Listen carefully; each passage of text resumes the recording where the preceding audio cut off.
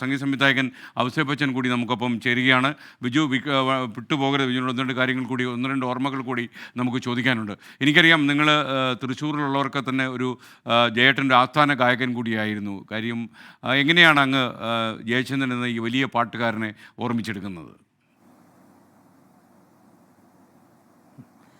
എന്നെ സംബന്ധിച്ചിടത്തോളം എൻ്റെ ചെറുപ്പകാലം ഞാൻ വയലിൻ വായിച്ച് ഗാനമേളയ്ക്ക് തുടങ്ങുന്നതിൽ ഒരുപാട് ഗാനമേളകൾ ജയേട്ടൻ്റെയും തുടക്കമല്ല, ജയേട്ടൻ ഇങ്ങനെ കത്തി നിൽക്കുന്ന സമയം പ്രോഗ്രാംസിന് ഒരുപാട് ഞാൻ വയലിൻ വായിച്ചിട്ടുണ്ട്. എനിക്ക് അദ്ദേഹത്തിനെ വളരെ വ്യക്തിപരമായിട്ട് അറിയാം. അദ്ദേഹത്തിൻ്റെ മനസ്സെന്ന് പറയുന്ന ഒരു കൊച്ചുകുട്ടികളുടെ പോലെയാണ്. പെട്ടെന്ന് ദേഷ്യം വരും. എത്ര ദേഷ്യം വന്ന് എത്ര വഴക്കുണ്ടായാലും ഒരു ചെറിയ പാട്ടിൻ്റെ ഒരു മൂളൽ മതി, അതിലങ്ങോട്ട് ഉരുകിപ്പോയി. പിന്നെ നമ്മളുടെ കൂടെ അദ്ദേഹം ഒരുപാട് പാട്ടുകൾ നമുക്ക് പാടിത്തരും. അദ്ദേഹത്തിൻ്റെ പാട്ടൊന്നുമല്ല പാടുക. അദ്ദേഹം മുഹമ്മദ് റാഫിയാണ് അദ്ദേഹത്തിൻ്റെ ഏറ്റവും വലിയ ഗായകൻ. അതേപോലെ ഫീമെയിൽ സിംഗർ എന്ന് പറഞ്ഞു കഴിഞ്ഞാൽ സുശീല അമ്മയാണ്. ഇവരുടെ രണ്ടുപേരുടെയും പാട്ടുകൾ എന്ത് മനോഹരമായിട്ട് പാടിത്തരും. പിന്നെ നമ്മൾ മലയാളികളെ സംബന്ധിച്ചിടത്തോളം മലയാള സിനിമാ ഗാനത്തിൻ്റെ ഭാവത്തിനാണ് ഇപ്പോൾ ഒരു അവസാനം കുറിച്ചിരിക്കുന്നത് എന്ന് ഞാൻ പറയും. കാരണം ഈ അടുത്ത് ഞാനൊരു ജയേട്ടൻ ഇങ്ങനെ അസുഖമാണെന്ന് അറിയാം, പക്ഷേ എന്തോ ഒരു നിമിത്തത്തിൽ ഞാൻ ജയേട്ടൻ എനിക്ക് വേണ്ടി പാടിയ പാട്ടുകളൊക്കെ ഒന്ന് കണ്ടുപിടിച്ച് സെലക്ട് ചെയ്ത് ഞാൻ എൻ്റെ വാട്സപ്പിലിട്ട് കേൾക്കുകയായിരുന്നു. ഒരു 18 പാട്ടേ പാടിയിട്ടുള്ളൂ, അതിൽ ചിലത് റിലീസായിട്ടില്ല. അപ്പോൾ ഈ 18 പാട്ട് മൂന്നിനോടൊന്നും മെച്ചപ്പെട്ട് പാട്ടുകളെക്കുറിച്ചല്ല പറയുന്നത്, ജയേട്ടൻ പാടിയിരിക്കുന്നത് കേട്ടിട്ട് ഇന്ന് ഉച്ചതിരിഞ്ഞ് പോലും ഞാൻ അതിനെക്കുറിച്ചിട്ട് ജയരാജ് വാര്യരായിട്ട് സംസാരിക്കുകയായിരുന്നു.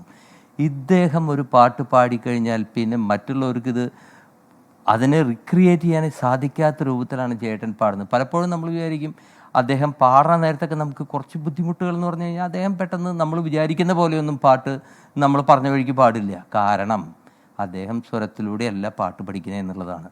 അദ്ദേഹം പാട്ടിൻ്റെ വരികളാണ് ബൈഹാർട്ട് ചെയ്യുന്നത്.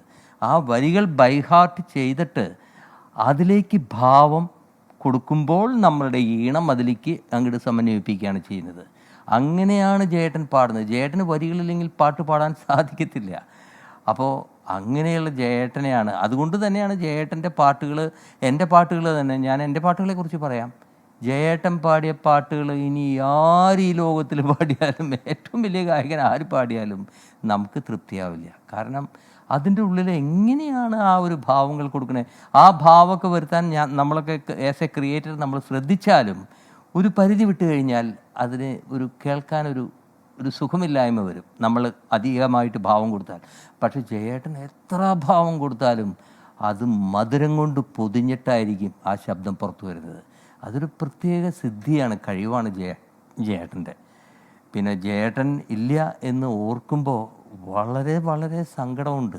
കാരണം ഞങ്ങൾ അത്രയ്ക്ക് അടുത്ത് ഇവിടെ ജയേട്ടൻ എത്ര പ്രാവശ്യം എൻ്റെ വീട്ടിൽ വന്നിരിക്കുന്നു, പാട്ടുള്ള സമയത്തും പാട്ടില്ലാത്ത സമയത്തും വന്നിരുന്ന് പഴയ പാട്ടുകളൊക്കെ പാടും.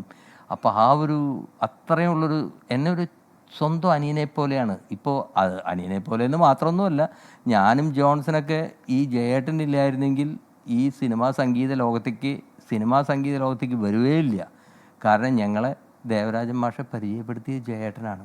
ആ ജയേട്ടനോട് നമുക്ക് എത്ര പറഞ്ഞാലും ലൈഫിൽ നമുക്ക് ഒരുപാട് കടം ബാക്കിയാവുള്ളൂ. കാരണം ജയേട്ടനെ കൊണ്ട് ഇപ്പം ഇനി ഒരുപാട് പാട്ട് പാടിക്കണമെന്ന് മനസ്സിലാഗ്രഹം. അതായത് ഞാൻ ജയേട്ടനെ മനസ്സിലാക്കുന്നത് കുറച്ച് വൈകിട്ടാണ്.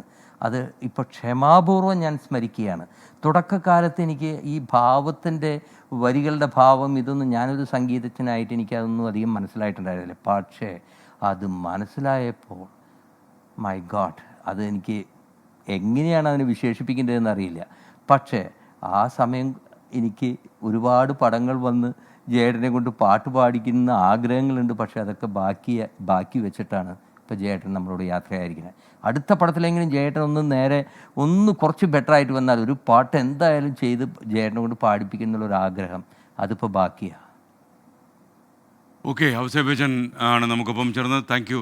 താങ്കൾ ഈ അവസരത്തിൽ നമുക്കൊപ്പം ചേർന്ന് എല്ലാവരും ഹൃദയാഞ്ജലികൾ അർപ്പിക്കുകയാണ് അദ്ദേഹത്തിന്. അതിനിടയിൽ ഞാനൊരു പിഴവ് പറഞ്ഞു, പൗർണമി ചന്ദ്രിക തൊട്ടു വിളിച്ചു, പത്മരാഗം പുഞ്ചിരിച്ചു എന്നുള്ള പാട്ട് ശരിക്കും ദാസേട്ടനാണ് പാടിയിരിക്കുന്നതെന്നാണ് ഞാൻ മനസ്സിലാക്കുന്നത്. റെസ്റ്റ് ഹൗസ് പണ്ട് കുറേ വർഷങ്ങൾക്ക് മുമ്പ് കണ്ട ഒരു സിനിമയാണ് റെസ്റ്റ് ഹൗസ്. ശ്രീമാൻ തമ്പിയാണ് ആ പാട്ട് എഴുതിയിരിക്കുന്നത്. MK അർജുനൻ മാഷിൻ്റെ സംഗീതത്തിലുണ്ടായ പാട്ടാണ് പൗർണമി ചന്ദ്രിക.